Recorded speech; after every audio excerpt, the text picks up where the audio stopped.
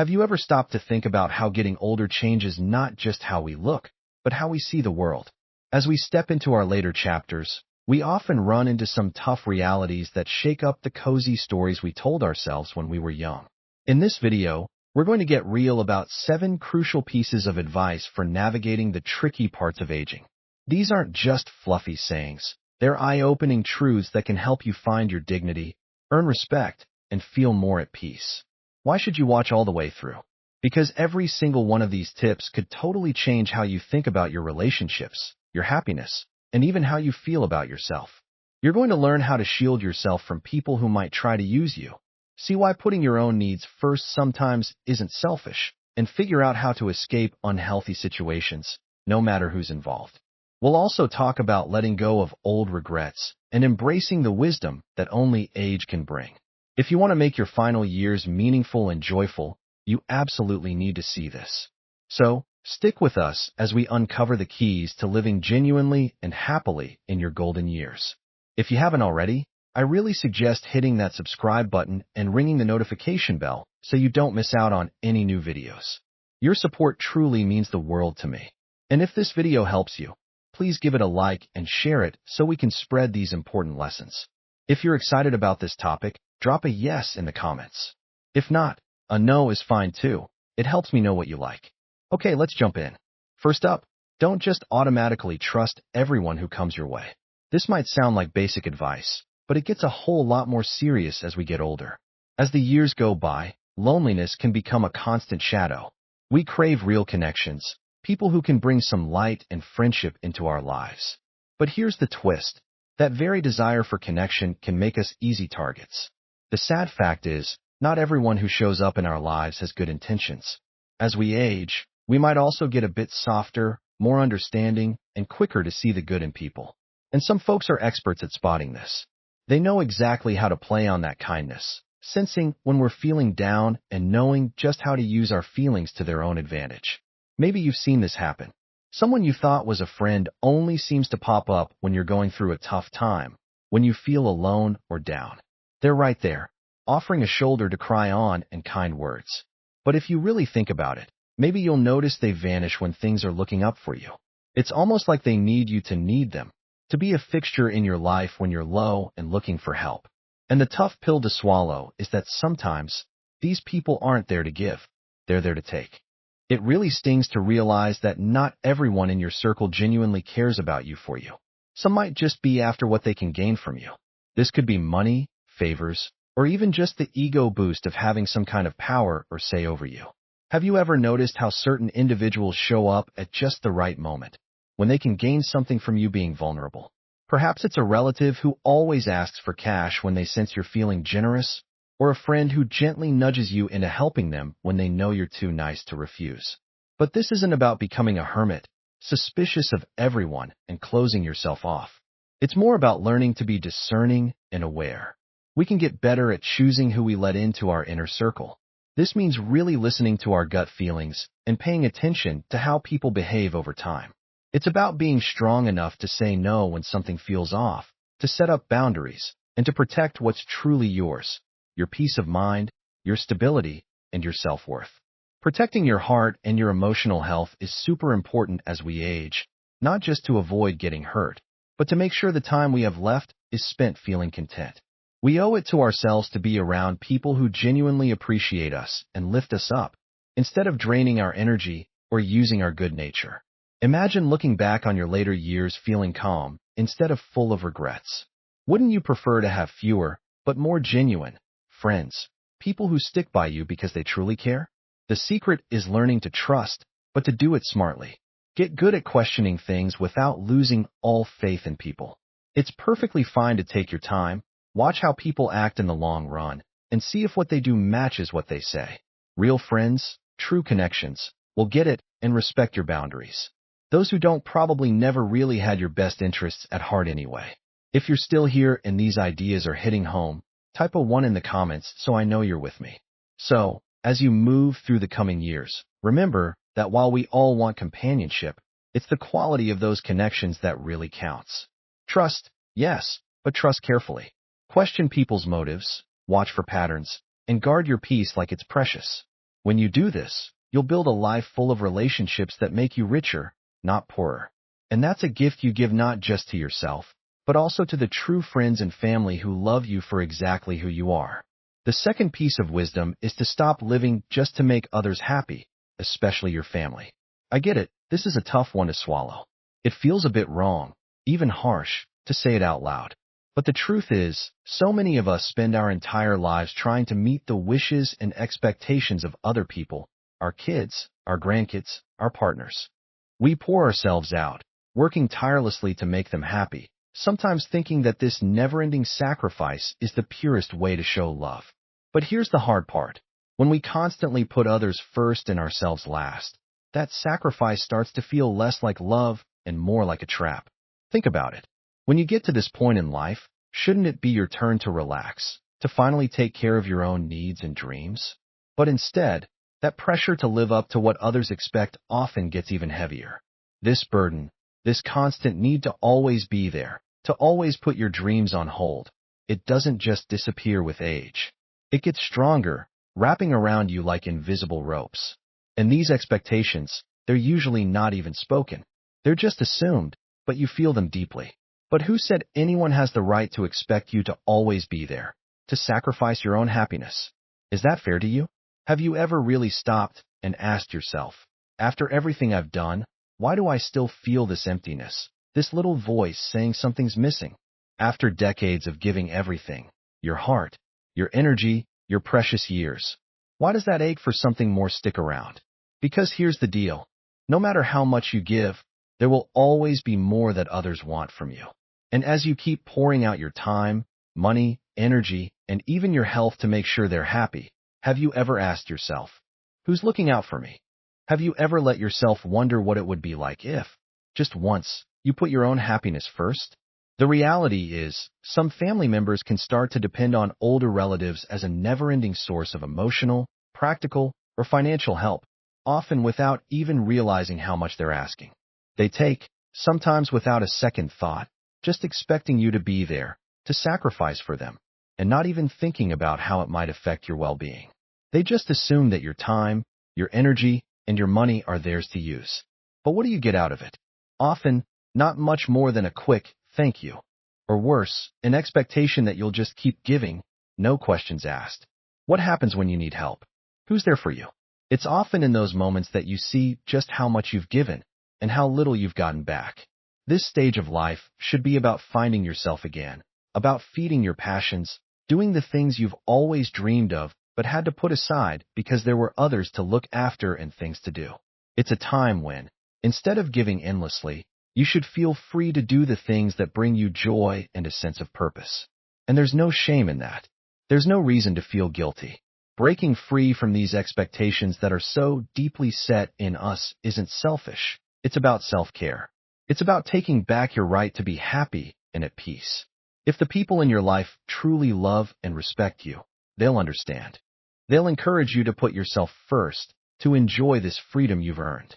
And if they don't understand, well, that's something they need to figure out on their own. You've done more than enough. You've given more than your share. It's not selfish. It's simply right to look for happiness now. You deserve, now more than ever, to live without the weight of what others expect. So here's my heartfelt request. Stop living only for other people. Embrace this chapter as your own. You've spent years, maybe even your whole life, giving of yourself, taking care of others, and putting your dreams aside.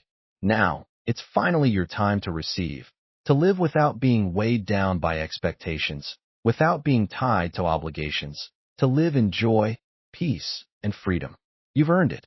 This is your time to reclaim the life you deserve, without guilt, without fear, and with the love and respect for yourself that you've so freely given to others. Third, don't hesitate to create distance from negative individuals, even if they're family. For many of us, family signifies an unbreakable tie, a sense of identity. Yet, as life unfolds, we inevitably face challenging relationships, even with our closest relatives. This can spark a huge internal conflict. Do we maintain these ties for family loyalty, or do we prioritize our own mental and emotional health? It's a tough spot, weighed down by guilt and societal pressure. When we're younger, we might put up with poor treatment, thinking there's time to fix things. But as we age, it becomes clear that time is limited. How often have you put up with hurtful comments or disrespect just because you felt obligated to stay connected? Society often tells us family is paramount, that we should forgive and endure anything. But here's a hard truth. Family connections shouldn't cost you your well-being. Enduring harmful behavior isn't unconditional love. Imagine a child who always criticizes you, or a grandchild who only calls when they need something. These situations are painful, especially from those meant to be our support. Sometimes, the kindest act to ourselves is letting go of these toxic bonds. This choice is vital as we age. Our mental health is precious. Getting older isn't about silently enduring mistreatment for peace. It's about seeking serenity in relationships that bring genuine happiness, not stress. Think about the freedom of setting clear boundaries that put your well-being first. Picture a life with uplifting, respectful people. By setting these boundaries, you make space for relationships that truly matter.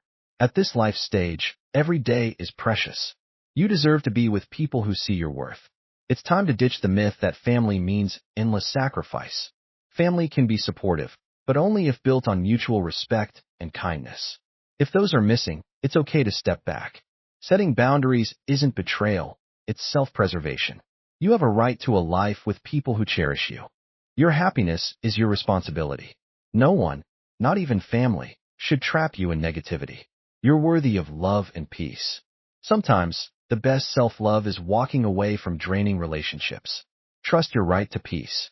By setting boundaries, you create space for joy and genuine connections. It's never too late to choose a life where you're valued. Fourth on our list, quit waiting for other people to notice what you've given up for them. Just take a second and think about all the times you've put others ahead of yourself. Maybe it was your kids, your partner, your parents, or even friends. Perhaps you let go of dreams, pushed your own goals to the side, or gave up things that used to mean a lot to you, all with the thought that one day, they'll see what I've done for them. It's a nice thought, isn't it? That someday they'd look at you, feel grateful, see the sacrifices you made, and truly thank you. But here's a tough truth. Life doesn't always play out like that. That moment of appreciation, that thank you you've been waiting for, it might never actually happen. Think about all those times you've quietly wished someone would acknowledge everything you've given. Those nights you spent thinking about all the kindness you've shown, the personal dreams you put on hold, the time and energy you poured into making someone else happy. And yet, how many times has that gratitude just not materialized? The emptiness that comes after can really hurt, making you question your choices, your relationships, and even your own value. This longing for someone else's approval can become a heavy weight on your heart, a burden that silently grows, especially as the years go by. The truth is, when we expect recognition from others, we're basically handing over a piece of our own happiness, letting it depend on what other people do or say. That's a risky game. Waiting for something that might never come, making our own peace depend on their words or actions. When gratitude doesn't show up, what often takes its place is disappointment. And slowly, that disappointment can curdle into something much uglier, resentment. You might find yourself replaying old memories, going over past sacrifices, but now with a bitter taste, feeling like all those efforts were ignored and unvalued. This resentment can start to affect your relationships, creating tension where there used to be love. The saddest part? It can even make you doubt your own good nature, your kindness, making you wonder if all those selfless things you did were even worth it. But here's a powerful idea to hold on to. The value of your sacrifices isn't decided by whether or not other people appreciate them. Those acts of love, the times you went out of your way to make life easier or better for someone else, they say something about your character, not theirs. They show your ability to care, your strength, and the beauty of your giving spirit. The way forward is to let go of that need for someone else to validate you. To truly find peace and happiness, you have to learn to honor your own sacrifices simply because you know they were worthwhile, not because someone else says so. In the end, your life should be judged by your own standards, not by how others see or appreciate you. And as you get older, time becomes even more precious. There's so much beauty in living a life free from needing others' approval. Imagine the freedom in knowing that your joy, your contentment, and your peace don't depend on anyone else's acknowledgement. By choosing to let go, You give yourself permission to live more fully, without being weighed down by the expectations or disappointments of others. Accepting that you may never get that recognition doesn't mean your efforts were pointless. It's the opposite. It means that you loved and gave from a place of pure selflessness, without needing anything in return. This acceptance is a powerful act of love towards yourself. It allows you to hold your head high, knowing that your sacrifices were real, your efforts were genuine, and your kindness was unwavering, no matter how others may have responded. If you're still with me and these thoughts are resonating, please type 2 in the comments below so I can see you're here. Now is the time to live for yourself. Be proud of everything you've done, of the sacrifices you've made, not because someone else told you to be, but because you recognize their worth on your own terms. Remind yourself every day that your value doesn't depend on anyone's recognition, but is rooted in the courage and generosity within you. This quiet strength has always been your most powerful ally, and it's always been enough. By choosing to let go, you reclaim your life, setting yourself free to enjoy every moment with a full heart and an unburdened mind. The fifth insight is to stop using your age as a reason not to change. This might be a challenging truth to hear. Maybe it even makes you feel a bit uneasy or resistant. Yet, it's this very discomfort that shows how important it is. How many times have we brushed off a new experience, a chance to learn something, or an opportunity to grow with the thought, "I'm too old for that"?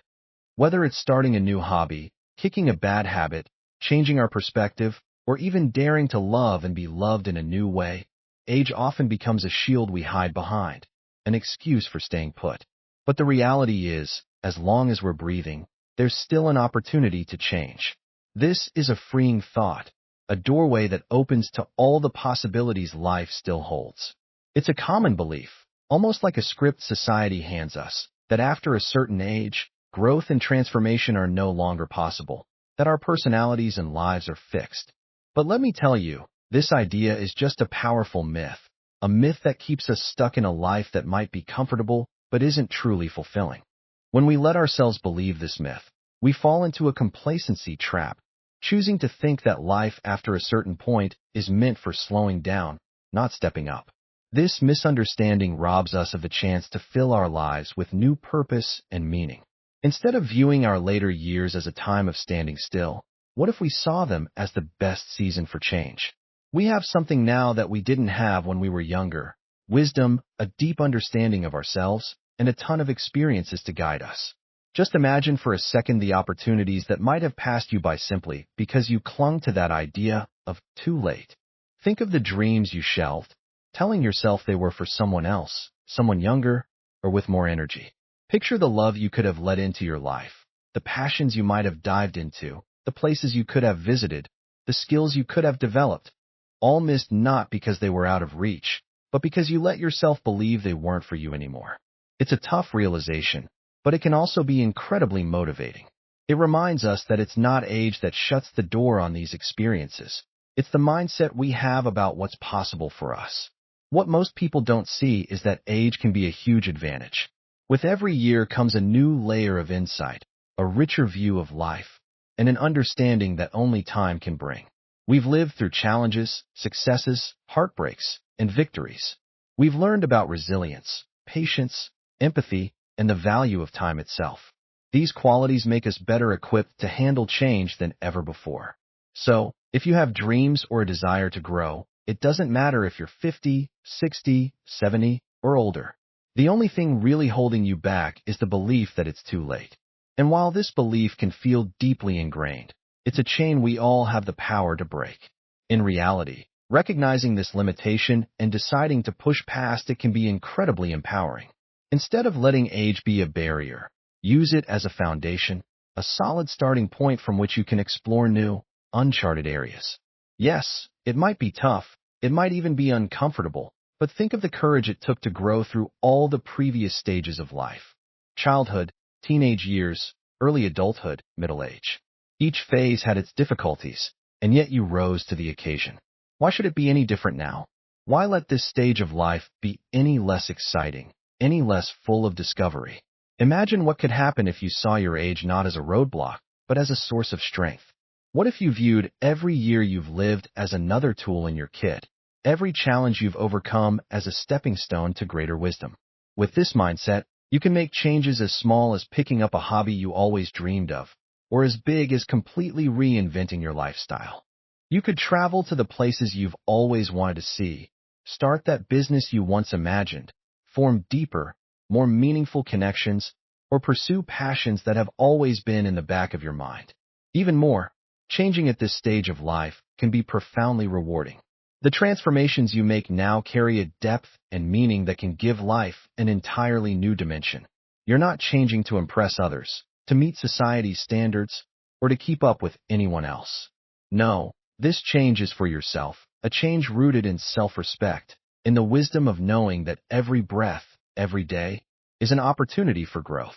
As long as you are here, you have the potential to shift, adapt, and thrive in ways that might even surprise you. It's often said that the biggest limitations are in our minds, not in our bodies or circumstances. The years you've lived aren't a measure of how close you are to the end. They're a measure of how much life you've experienced, how much you've learned, and how much you have to offer. There is incredible beauty in choosing to make a change at this stage of life because it proves that the human spirit is boundless, ageless, and resilient beyond measure. So instead of viewing age as a finish line, why not see it as a launch pad? Take every bit of wisdom you've earned, every lesson you've learned, and let them propel you into a future filled with possibilities. Let go of the myth that it's too late, and embrace the truth that every moment holds potential for transformation. Because as long as you're alive, you can continue to evolve, to grow, to find new joy, and to discover new parts of yourself. Embrace it fully, and let the years you've lived be a testament not to what you've left behind, but to the incredible journey that still lies ahead. The sixth tip is, don't hold on to the past like it's your only safe place. As we go through life, looking back with fondness often becomes a regular thing. The memories of our younger days, of laughter, love, and dreams we chased, can sometimes feel more real than what's happening right now. It's so easy to get lost in the warmth of those memories, to hide in them, especially as we get older. They comfort us, remind us of who we were and what we went through. And yes, reminiscing a little can be good for us. It's part of appreciating life. But there's a fine line, a balance we need to be careful about. Because when you start living more in the past than in the present, you risk becoming a prisoner of those very memories. As beautiful as they might be, they shouldn't define your life today. How many times have you found yourself saying, "Back in my day, things were so much better," or "If only I could go back to when I was happier"? This kind of thinking feels nice, even comforting at first, but it has a downside. It can trick you into believing that your best days are over, trapping you in a never-ending loop of wishing and comparing, making it hard to fully enjoy and be part of the present. The sad truth is, when you hold on too tight to the past, you close yourself off to all the possibilities that are still out there. The present might not be perfect, and it might not have the same sparkle you remember, but it's the most real, touchable moment you have. It's here, right now, waiting for you to experience it.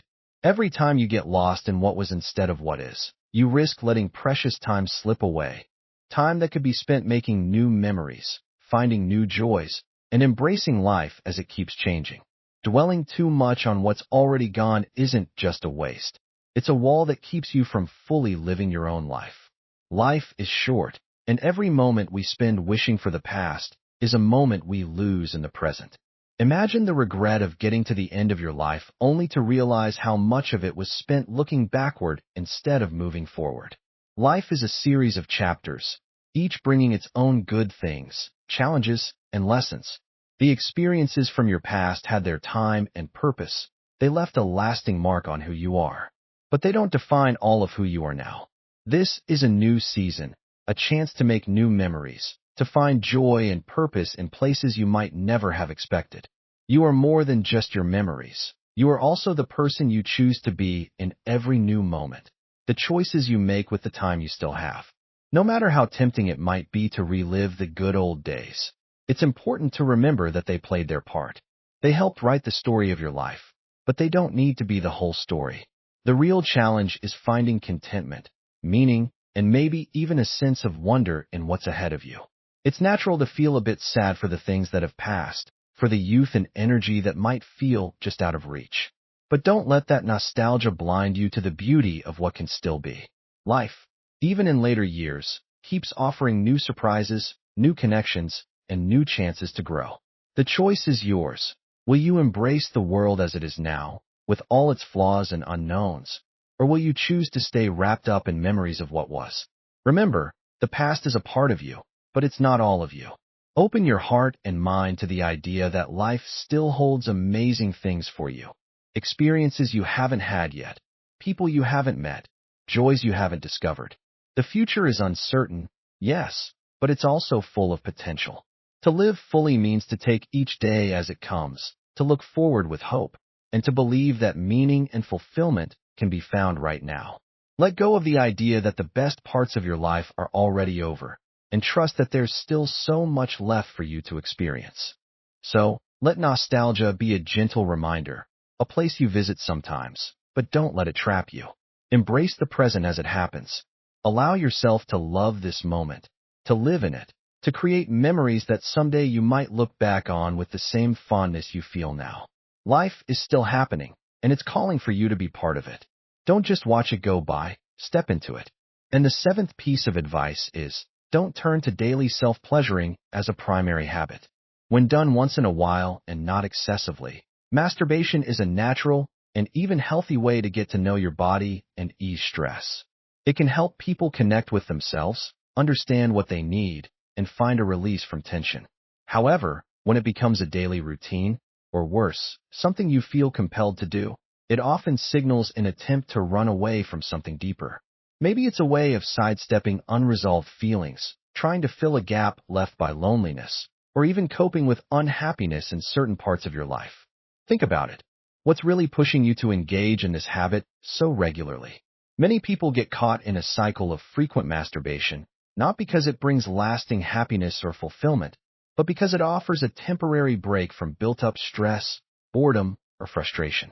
Yet, as comforting as it might feel in the moment, what starts as a simple release can quickly become a habit that, instead of enriching one's life, actually deepens feelings of emptiness and dissatisfaction.